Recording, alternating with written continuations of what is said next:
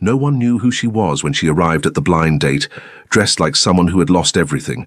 But the man before her, the most feared Korean mobster of all, felt the world stop the moment he saw her.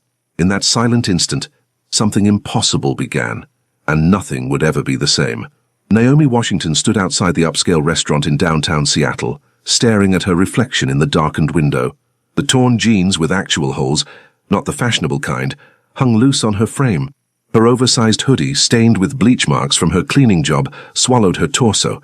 She'd deliberately chosen the most ragged sneakers she owned, the ones with the sole peeling away from the canvas. Perfect. Her best friend Maya's voice echoed in her head. Just give him a chance, Nay. He's different. I promise. Different. They were always different. Until they weren't. Naomi had survived 3 years of hell after her ex-fiancé left her drowning in debt from his gambling addiction. She'd rebuilt herself from nothing, working 3 jobs to keep her head above water. She had no time, no energy, and definitely no patience for another man who would see her as a project, a conquest, or worse, a stepping stone to something better. So here she was, dressed like she'd just climbed out of a dumpster, ready to scare off whatever rich friend of a friend Maya had set her up with this time. She pushed open the door and walked inside, chin high, despite everything. The restaurant was the kind of place Naomi would never enter on her own. Crystal chandeliers cast soft golden light over white tablecloths and gleaming silverware. The host's eyes widened as she approached, his professional smile faltering as he took in her appearance. "I'm here to meet someone," Naomi said, her voice steady. "Reservation under Kang?" The host's expression shifted from shock to something like concern. "Of course, right this way." She followed him through the restaurant, hyper-aware of the stairs. A woman in a Chanel suit whispered to her companion. An elderly couple looked away quickly. Naomi kept her shoulders back, her expression neutral. This was exactly what she wanted, to be so off-putting that whatever man was waiting would take one look and leave. Then she saw him.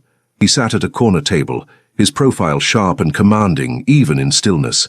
Dark hair styled perfectly, an expensive charcoal suit that probably cost more than her entire year's salary, and an aura of absolute authority that made the air around him seem heavier somehow.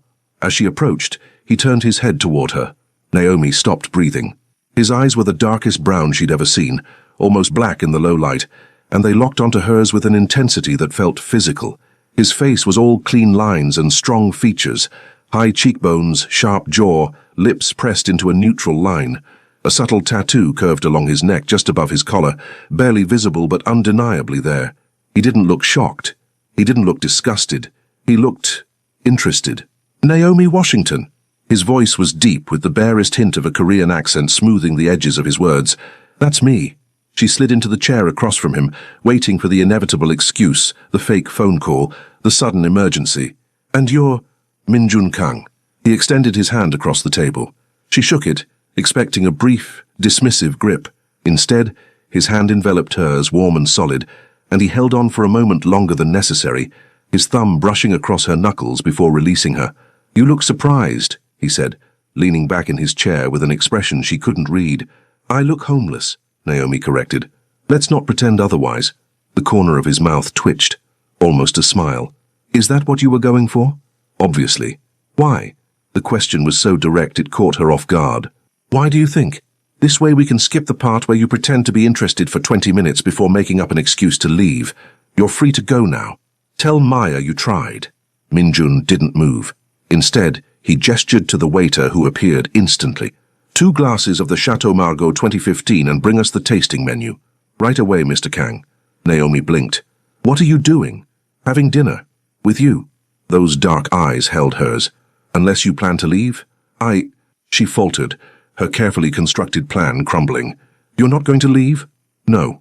But I can see what you look like." He leaned forward slightly, resting his forearms on the table.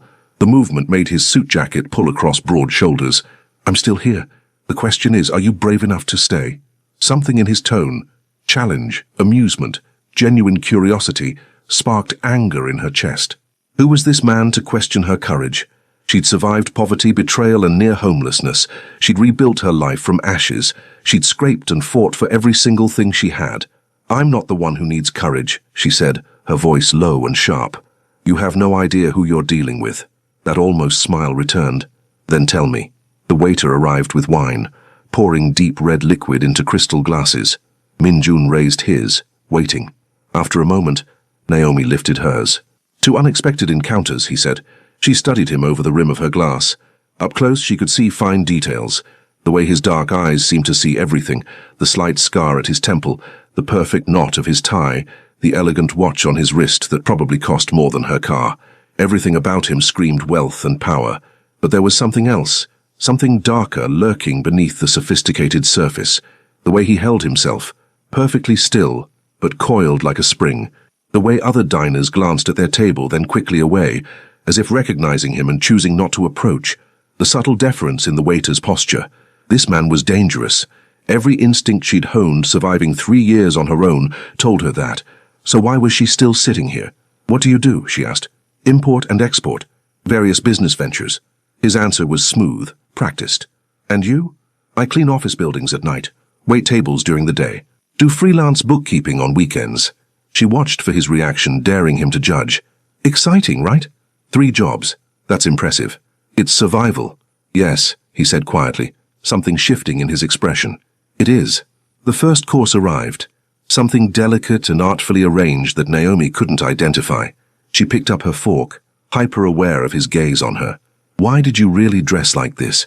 Min-jun asked as she took her first bite. Naomi set down her fork. "I told you. To scare you away."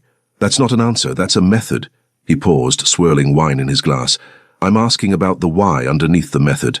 She wanted to deflect, to throw up another wall, but something about the way he looked at her, patient, genuinely curious, without pity, made her tell the truth. "Because I don't have time for games. I don't have energy for pretense.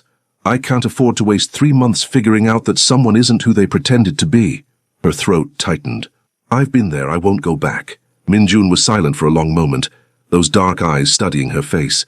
When he spoke, his voice was softer than before. "Someone hurt you badly." It wasn't a question.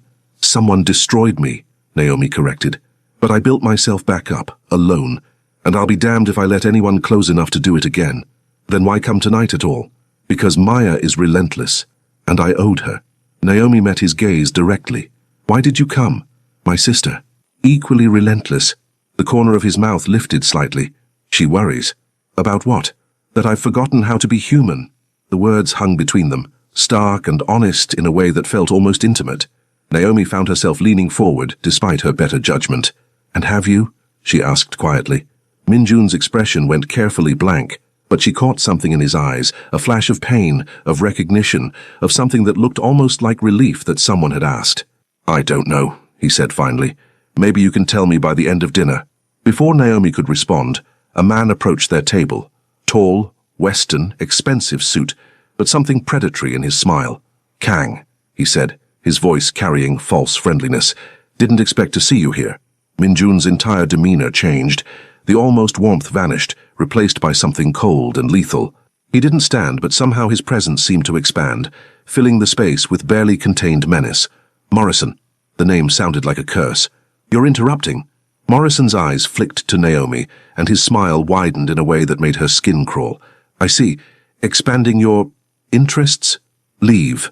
Min-jun's voice was soft, but Naomi felt the threat in it like a blade against her throat. "Now." Morrison raised his hands in mock surrender, but his gaze lingered on Naomi for a moment too long before he walked away. The warmth didn't return to Min-jun's face. Instead, he signaled for the check, pulling out his wallet with sharp, controlled movements. "We're leaving," he said. "What? Why?" He looked at her then, and Naomi saw something in his eyes that made her chest tight. Fury, and beneath it, something almost like fear. "Because I just put a target on your back," Min-jun said quietly. "And we need to talk somewhere private. Now." Min-jun's car was exactly what Naomi expected, a sleek black Mercedes with leather interior and tinted windows. What she didn't expect was the gun she glimpsed in the center console when he opened the door for her. Her feet stopped moving. "What the hell is that?" "Insurance." He followed her gaze, then looked back at her with an expression that was almost apologetic. "Get in, please. We need to go somewhere safe to talk." "Safe from what?" "From the man who just saw you with me." Min-jun's jaw tightened. "Morrison is a rival. He'll use anything he can to get leverage, and now he's seen you." Naomi's heart hammered. "What do you mean, rival? You said you were in import-export." "I am, among other things." He stepped closer, his voice dropping. Naomi, I need you to trust me for the next hour. Then, if you want to walk away and never see me again, I won't stop you. But right now we need to leave this parking lot. Every rational part of her brain screamed to run, but she looked at his face, at the genuine concern there, the tension in his shoulders, the way he positioned himself between her and the restaurant, and found herself nodding. She got in the car. Min-jun drove in silence through downtown Seattle, his jaw clenched, checking mirrors constantly. After 15 minutes, he pulled into an underground parking garage beneath a luxury high-rise. This is my building, he said, cutting the engine. My penthouse. No one gets up there without going through security first. Naomi's hands trembled slightly as she unbuckled her seatbelt. You're scaring me. Good. You should be scared. He turned to face her fully. Because I'm about to tell you the truth, and once you know it, your life gets complicated. Then maybe don't tell me. It's too late for that. Morrison saw you. He'll find out who you are by tomorrow morning. You need to know what you're dealing with. They rode the private elevator in silence. When the doors opened, Naomi stepped into a sprawling penthouse with floor-to-ceiling windows overlooking the Seattle skyline. The space was masculine and minimalist. Dark furniture, clean lines, expensive art on the walls. Min-jun shrugged off his suit jacket, revealing shoulder holsters with 2 handguns. He removed them carefully, setting them on a side table before turning to face her. Sit, he said, gesturing to the leather sofa. Please? Naomi perched on the edge, her body tense and ready to run. Min-jun poured 2 glasses of whiskey from a crystal decanter, handing her one before sitting in the chair across from her. Maintaining distance, she realized, giving her space. My name is Min-jun Kang, he began. I'm 35 years old. I was born in Seoul, but came to America when I was 8. My father ran an organization, a Korean crime syndicate. When he died 10 years ago, I took over. The words landed like blows. Naomi's grip tightened on her glass. You're a criminal. Yes. No hesitation, no sugarcoating. I run illegal gambling operations, loan services, protection rackets. I control territory. I have people who answer to me who do things that would horrify you. He leaned forward, elbows on his knees, those intense eyes locked on hers. But I also have rules. No drugs, no human trafficking, no involving civilians. And I protect the Korean community here. Small business owners who get extorted by other gangs. Families who need help that the police can't or won't provide. That doesn't make you a hero. I never claimed to be. Min-jun took a drink, his Adam's apple bobbing. Morrison runs the Irish mob in this city. We've had an uneasy peace for years, but he's been looking for an excuse to break it, to expand into my territory. And tonight, he saw me with you. He saw me looking at you the way I was looking at you. Which was how? The question escaped before Naomi could stop it. Like you mattered. His voice went rough. Like you were something precious I wanted to protect. Heat flooded through Naomi's chest, followed immediately by panic. We just met. You don't even know me. I know you wore torn clothes to scare away a stranger, because you've been hurt so badly you'd rather die alone than risk it again. I know you work 3 jobs to stay afloat, but you still have pride in your voice when you talk about surviving. I know you have fire in your eyes that hasn't been extinguished despite everything. He set down his glass, his hands clenching into fists. I know that in 35 years of living in darkness, you're the first person who made me wonder what it would be like to step into light. Naomi's breath caught. Stop. I can't. Min-jun stood, running a hand through his perfectly styled hair, disrupting it. Believe me, I wish I could. This is the worst possible thing for both of us. You deserve someone normal, someone safe. And I need to stay focused, stay cold, stay in control. But from the moment you walked toward that table with your chin up and defiance in every step, something in me woke up. Something I thought was dead. This is insane. Naomi stood too, backing toward the elevator. I came to dinner. That's it. I didn't sign up for mob wars and danger, and you didn't. You're right, and I'm sorry. Min-jun didn't follow her, didn't move closer. Tomorrow, I'll have someone make sure Morrison knows you're off limits. I'll put protection on you. Discreetly, you won't even know they're there.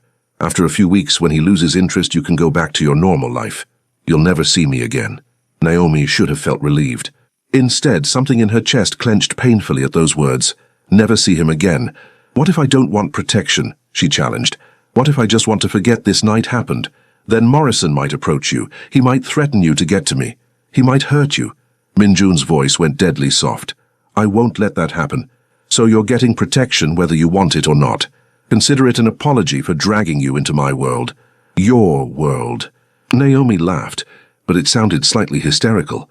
2 hours ago, my biggest problem was whether I could pick up an extra shift at the restaurant. Now I'm in a penthouse with a mob boss who has people following me for my own protection. Yes. The single word held so much.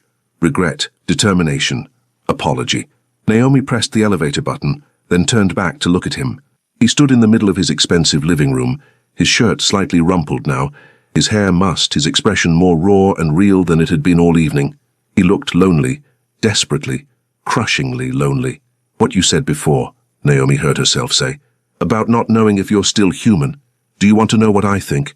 Minjun's throat worked. Yes, I think you're more human than you want to be. I think it hurts. And I think that's exactly why you shouldn't be alone. The elevator dinged. The doors opened. Naomi stepped inside, her heart pounding, her mind screaming that she was making a mistake. As the doors began to close, she saw Minjun take a step forward, his hand lifting as if to stop her. Wait, he said, his voice rough. Don't you want to know why I'm still sitting here? The words echoed what he'd said at the restaurant. A callback, a connection, an acknowledgement that something had passed between them that neither could quite name. The doors closed. Naomi rode down in silence, her whole body trembling. When she reached the lobby, she pulled out her phone to call a rideshare and found a text from an unknown number. My driver is waiting outside. He'll take you home safely. Tomorrow morning, you'll notice a black SUV on your street. That's your protection. Don't try to lose them. MJ. She should have been angry. Should have felt violated by the presumption, the control. Instead, for the first time in 3 years, Naomi felt something she'd forgotten how to feel. Safe. And that terrified her more than anything else tonight. 3 days passed. Naomi went to work, came home, tried to pretend life was normal. The black SUV was always there, just visible from her apartment window. She never saw the occupants clearly, but she felt their presence like a phantom limb, both comforting and deeply unsettling. On the 4th morning, she found a package outside her door. Inside was a new phone with a single contact saved, Minjun Kang. The note was simple. In case you need me, MJ. She should have thrown it away, should have blocked the number and moved on with her life. Instead, she kept the phone charged in her nightstand drawer and found herself looking at it every night before sleep. On the 7th day, Morrison made his move. Naomi was leaving her night cleaning job at 2 in the morning when a black sedan pulled up beside her. Not the SUV, a different vehicle, expensive and predatory. The window rolled down, revealing Morrison's smiling face. Naomi Washington, he said pleasantly. We didn't get properly introduced the other night. Her hand went to her pocket where the new phone sat. I have nothing to say to you. Of course not. But I have something to say to you. He opened the car door, standing up. In the dim parking lot light, he looked almost reasonable, if not for the cold calculation in his eyes. Minjun Kang is a dangerous man. Whatever he told you, whatever promises he made, they're lies. He uses people and throws them away. Like you wouldn't? Morrison's smile widened. Smart girl. You see the truth? We're all monsters in this game. The difference is I'm honest about it. So here's my offer. Tell me what Kang is planning, what territory he's looking at, what deals he's making. Feed me information, and I'll pay you more than those 3 jobs combined. You could stop breaking your back and finally breathe. Naomi's heart hammered, but she kept her voice steady. No. Think about it. Really think. What loyalty do you owe him? You had 1 dinner. I said no. She pulled out the phone Minjun had given her, her finger hovering over his contact. Leave. Now. Or I call him. Morrison's pleasant facade cracked. You think he'll protect you. He can't watch you every moment. And when he gets distracted, when he moves on to the next thing that catches his interest, you'll be left exposed. Alone. Vulnerable. She's not alone. The voice came from behind Morrison, and Naomi's breath caught as Minjun stepped from the shadows. He wasn't alone. 3 men flanked him, all with the same dangerous stillness. Minjun's face was a mask of cold fury, but when his eyes met Naomi's, something softened for just a moment. Are you hurt? No, I know what he just did. Minjun's gaze cut back to Morrison. You approached her directly. That breaks every rule we have. There are no rules anymore, Kang. Morrison backed toward his car, but his expression was triumphant rather than afraid. You brought her into this. You made her a target the moment you looked at her like she was yours. So now she's fair game. Everything happened fast. Minjun lunged forward, but Morrison was already in his car, speeding away with a squeal of tires. Minjun spun toward his men. Follow him. I want to know where he goes, who he talks to, everything. He turned to Naomi, and his voice gentled. Come with me, please. This time, Naomi didn't hesitate. They went back to the penthouse, but the atmosphere was different, charged with adrenaline and anger and something else that crackled between them, like electricity. Minjun paced like a caged predator, while Naomi sat on the sofa watching him. "I should have killed him," Minjun said, his voice tight. "The moment he approached you, I should have... And then what? You'd go to prison. Your whole organization would collapse."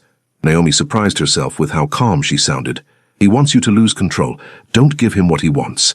Minjun stopped pacing, looking at her with an expression she couldn't read. "How are you not falling apart right now?"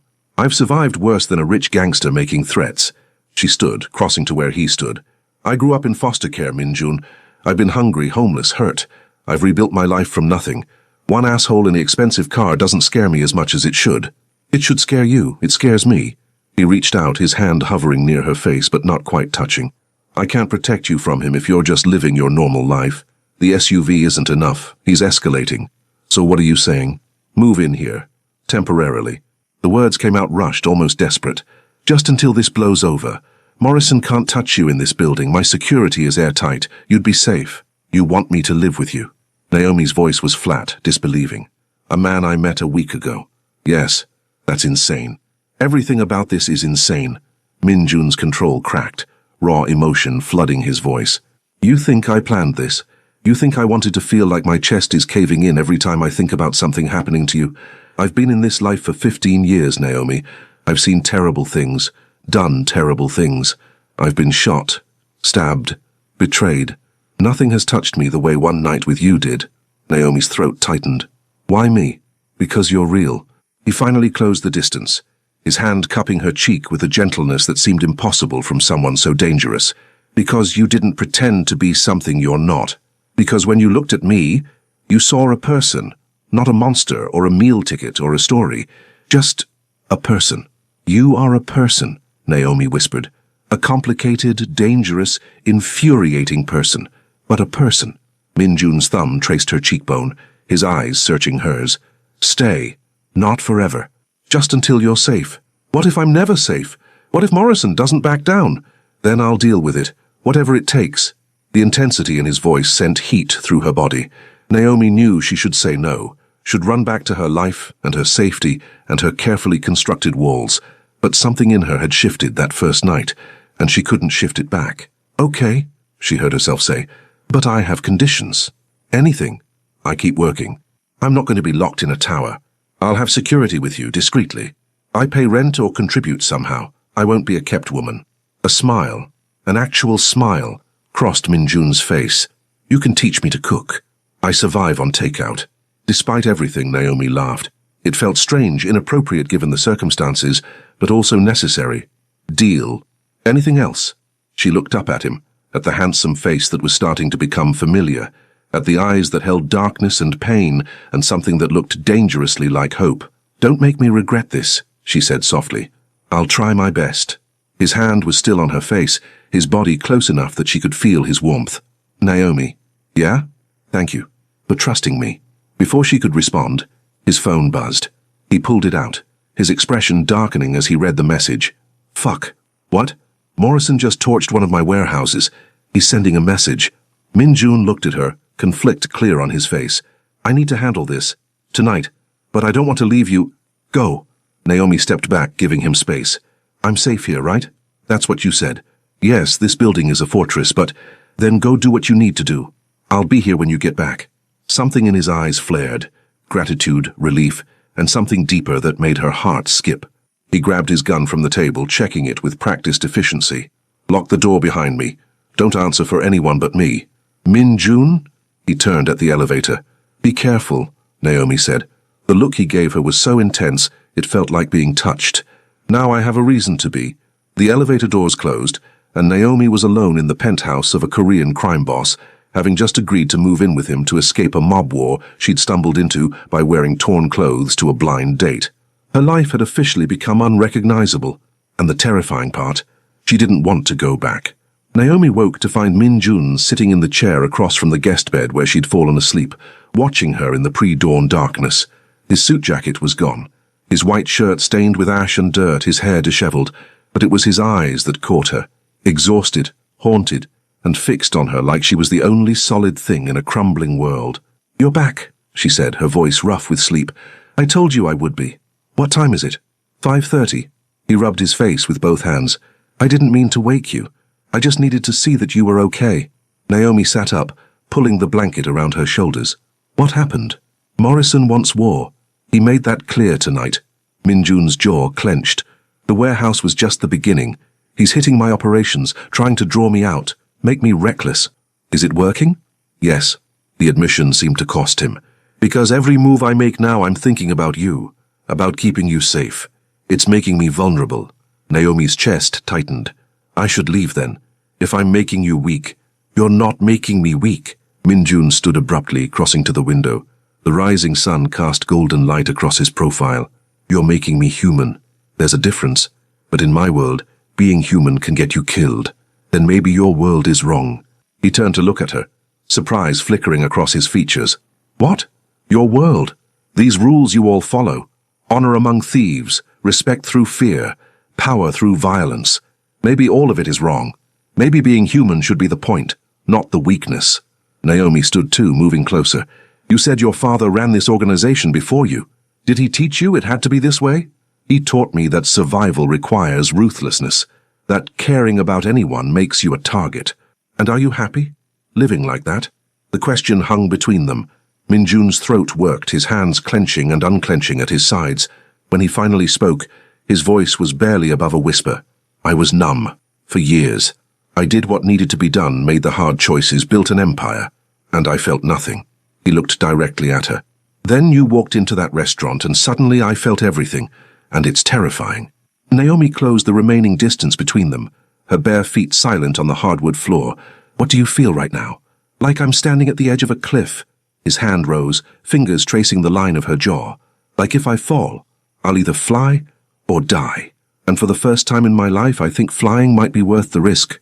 "Minjun." His thumb brushed across her lower lip, his eyes darkening with an emotion that made heat pool in her stomach. "Tell me to stop. Tell me this is a mistake. Because if you don't, I'm going to kiss you and there's no going back from that." Every rational thought in Naomi's head screamed warnings. This man was dangerous. This situation was impossible. Getting involved would only end in pain. But when had rational thoughts ever kept her warm at night? When had playing it safe ever made her feel alive? "Don't stop," she whispered. Minjun's control shattered. He kissed her like a man drowning and she was air. Desperate, consuming, overwhelming. His hands framed her face, tilting her head to deepen the kiss, and Naomi's fingers clutched his stained shirt, pulling him closer. He tasted like smoke and whiskey, and something uniquely him. The kiss was both gentle and fierce, controlled and wild, a contradiction that somehow made perfect sense. When they finally broke apart, both breathing hard, Minjun pressed his forehead to hers. "This changes everything," he said. "I know. I can't be casual about you, it's not in my nature. If we do this, if we're together, I'll be possessive, protective, probably unbearable." Despite the intensity of the moment, Naomi smiled. "I work 3 jobs and dress like a homeless person to scare away dates. I'm not exactly casual either." He laughed. Actually laughed, and the sound was so unexpected, so genuine, that it made her chest ache. "We're a disaster waiting to happen." "Probably. Morrison will use you against me. Let him try." Minjun pulled back to look at her, his expression shifting to something serious. "Naomi, I need you to understand what you're signing up for. I can't leave this life. My father's legacy, my people who depend on me, the territory I control. I can't just walk away, which means danger will always be close. Always." "I grew up in danger," Naomi said quietly. "Different kind, maybe, but danger all the same. Poverty is dangerous. Racism is dangerous. Being a black woman alone in this world is dangerous. At least with you, I know what I'm facing. You shouldn't have to face any of it. Neither should you. But here we are." She reached up, smoothing his disheveled hair. "So, what do we do? We survive. Together." He caught her hand, pressing a kiss to her palm. "And I end this war with Morrison before it costs me the only good thing I've found in 15 years. Before Naomi could respond, his phone rang. Minjun answered it with a curt greeting, then listened, his expression going cold and lethal. "When?" A pause. "How many?" Another pause. "I'm on my way."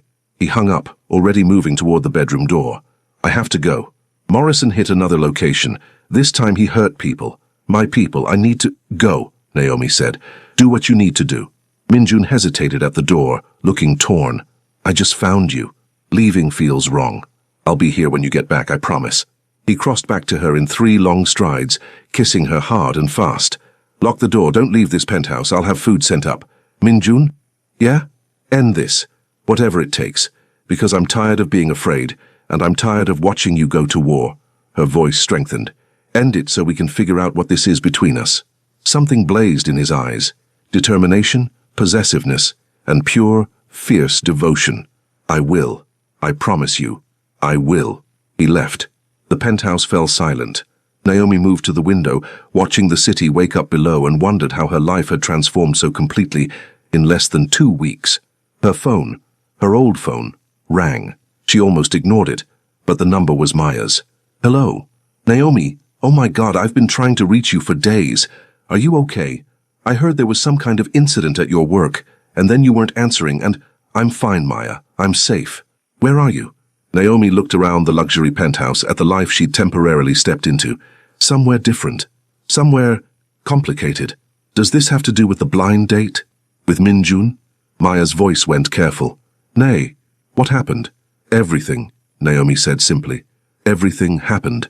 Before Maya could ask more questions, Naomi heard shouting from outside the penthouse, muffled but urgent. Her blood went cold. Maya, I have to go. Wait. Naomi hung up, moving toward the door. The shouting grew louder, followed by a sound that made her heart stop. Gunshots. The penthouse security. Minjun said the building was a fortress, but fortresses could fall if the attack was strong enough. Morrison had found her, and Minjun wasn't here to protect her. Naomi's hands shook as she grabbed the gun Minjun kept in his nightstand. She'd seen him put it there the night before. She'd never held a weapon before, but desperate times called for learning fast. The door to the penthouse suddenly burst open, but it wasn't Morrison's men who entered.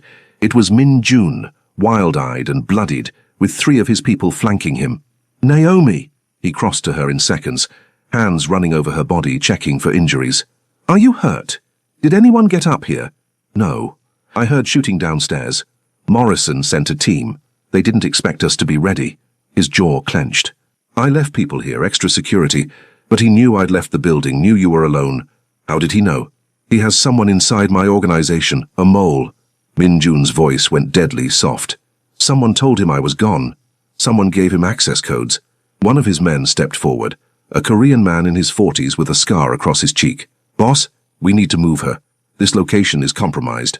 I know. Minjun looked at Naomi, conflict clear in his expression. I'm sending you away. Somewhere safe. Somewhere Morrison can't reach. No. The word came out firm, surprising even herself. I'm not running. Naomi, no. Listen to me. She set down the gun, stepping closer to him, despite the blood on his clothes and the danger crackling in the air. Running puts me alone. Running makes me a target he can track.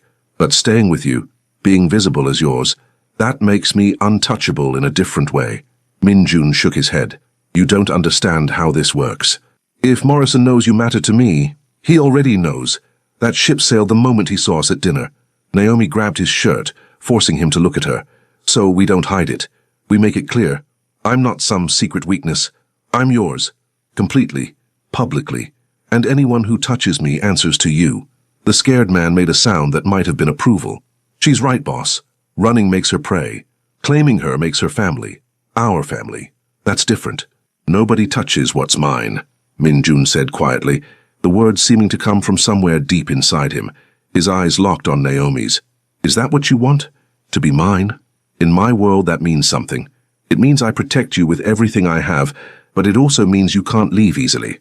It means you're part of this life. Naomi thought of her torn clothes and 3 jobs and carefully constructed walls. She thought of the loneliness she'd carried for 3 years, the fear of being hurt again, the exhaustion of always having to be strong alone.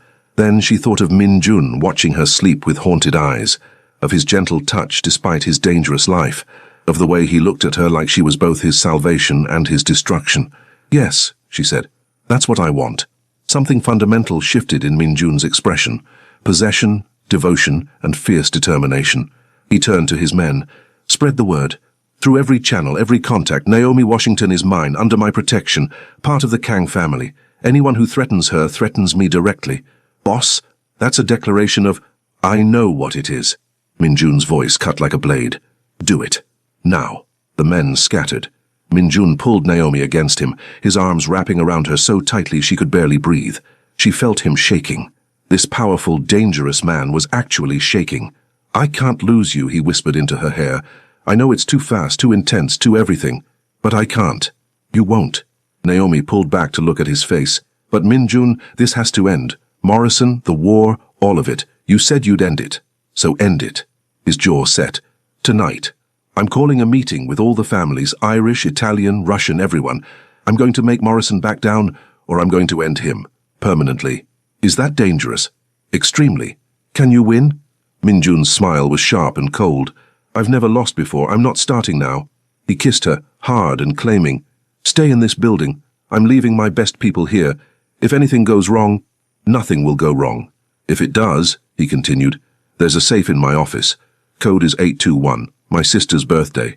Inside is money, documents, everything you need to disappear and start over.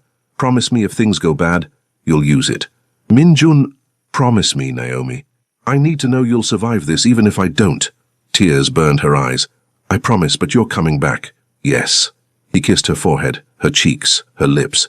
Because I finally have something worth coming back for. The meeting location was neutral ground, an old warehouse district that belonged to no one. Minjun arrived with 20 of his best people, all armed, all ready. Naomi had wanted to come, but he'd refused, and she'd finally agreed after seeing the fear in his eyes. Morrison was already there, flanked by his own men. The other family heads sat around a makeshift table, Italian, Russian, Chinese, all the power players in Seattle's underworld, gathered to witness what would happen next. Kang, Morrison said, his smile sharp. Decided to face me finally? This ends tonight. Minjun's voice carried across the warehouse. You've hit my operations, threatened my people, and worst of all, you went after someone under my protection. That breaks every code we have. The woman, Morrison laughed. That's what this is about. You're starting a war over a girl you met 2 weeks ago. That girl is worth more than your entire organization. Minjun stepped forward, his presence commanding the room. And she's not the point. The point is you broke the rules, you made this personal. So now we settle it. Either we make peace, or one of us doesn't leave this warehouse. The other family heads shifted uncomfortably. The Italian boss, a woman in her 60s with steel-grey hair, spoke up. Morrison, you did break protocol. Civilians are off limits unless they're directly involved in operations. She lives with him, Morrison protested. Because you threatened her first. Minjun's control cracked. I didn't bring her into this, you did. And now you're using outdated rules to justify breaking bigger ones. The Russian boss, a massive man with cold eyes, nodded slowly. He's right. You escalated first, Morrison. You owe reparations. Morrison's face flushed red. I owe nothing. Kang is weak. He's let a woman make him soft. He's not fit to lead his territory anymore. Then let's find out, Minjun said quietly. He pulled off his suit jacket, revealing the shoulder holsters. 1-on-1, right now, last man standing takes all. The room went silent. This was old school, the kind of resolution that happened rarely but decisively. Morrison's eyes widened, then narrowed.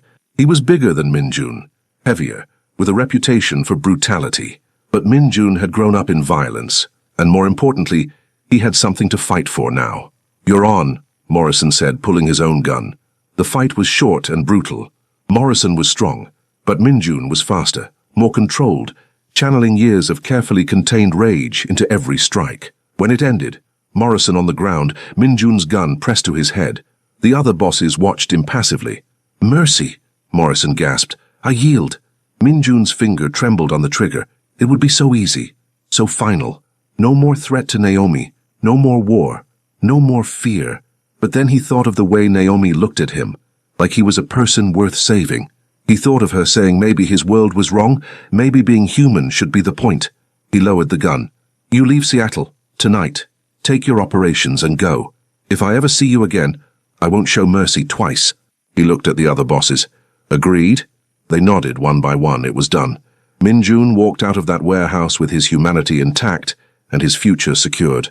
And when he got back to the penthouse, Naomi was waiting, exactly as she'd promised. She ran to him and he caught her, lifting her off the ground in an embrace that felt like coming home. It's over, he said into her hair. It's finally over. I knew you'd come back. She pulled back to look at him. tears streaming down her face. I knew it. I'll always come back to you, always. He set her down gently, then dropped to one knee. Naomi's breath caught. What are you doing? Something crazy. Something too fast. Something that makes no sense. He pulled a ring from his pocket. His mother's ring, the only thing of value she'd left him when she died. But when has anything about us made sense? Naomi Washington, will you marry me? Will you build a life with me despite everything I am and everything I've done? She should have said no. Should have asked for time, for space, for rationality. Instead, she said, yes, absolutely yes. 6 months later, Naomi stood in the kitchen of their penthouse, teaching Minjun how to make her grandmother's mac and cheese. He'd finally stepped back from the day-to-day operations of his organization, putting trusted people in charge, while he focused on legitimate businesses, and on her. You're burning it, she said, trying not to laugh as he frantically stirred the cheese sauce. I'm not burning it. I'm burning it. He pulled the pan off the heat, sheepish. How do you make this look easy? Practice. Lots and lots of practice. She moved behind him, wrapping her arms around his waist. But you're getting better. Minjun turned in her embrace, kissing the top of her head. The expensive suits had been replaced with casual clothes more often than not. The constant tension in his shoulders had eased. He smiled now, really smiled, the kind that reached his eyes. I was thinking, he said carefully, maybe we could start looking at houses, something with a yard, room to grow. Grow? Naomi looked up at him, her heart skipping. I know we said we'd wait, but I've never been good at waiting for things I want. His hand moved to her stomach, not yet showing but holding their future. And I really want this. With you. Naomi hadn't told him yet. She'd been waiting for the right moment. But looking at his face, at the hope and love and utter devotion